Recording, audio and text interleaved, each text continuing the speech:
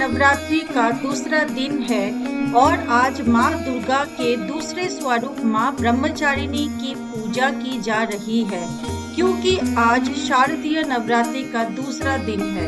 आपको बता दें कि ब्रह्मा का अर्थ तपस्या और चारिणी का अर्थ आचरण करने वाली यानी तप का आचरण करने वाली देवी। कहा जाता है कि माँ ब्रह्मचारिणी का अविवाहित रूप माता पार्वती का है। पौराणिक कथाओं के अनुसार पूर्व जन्म में माँ ब्रह्मचारी देवी राजा हिमालय की पुत्री के रूप में जन्म लिया था। राजा हिमालय पर्वतों के राजा थे। माँ ब्रह्मचारिणी नारद जी के उपदेश से भगवान भोलेनाथ को पति के रूप में प्राप्त करने के लिए घोर तपस्या की थी।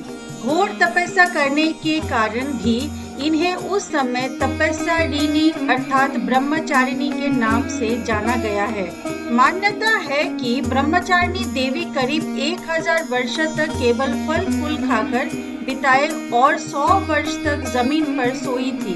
पुराणों के अनुसार ब्रह्मचारिणी के कुछ दिनों तक उपवास रखे और खुले आकाश के नीचे वर्षा के साथ धूप के घोर कष्ट सहे।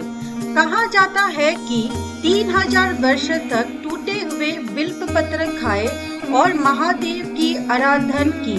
माता ब्रह्मचारिणी कई हजार वर्ष तक निर्जल और निराहार रहकर तपस्या की। इनके इस तपस्या को देखकर इनका नाम पड़ना पड़ा। ब्रह्मचारिणी कई हजार वर्ष तक कठिन तपस्या करती रही, जिसके कारण इनका शरीर एकदम क्षीण हो गया। देवता मुनि ऋषि सभी ने माता की सराहना की और कहा कि हे देवी, आज तक किसी ने इस तरह की कठोर तपस्या नहीं की है। ये सिर्फ आपसे ही संभव हो सकी है। आपकी सारी मनोकामनाएं पूरी होगी, साथ ही भगवान शिव पति के रूप में प्राप्त होगी।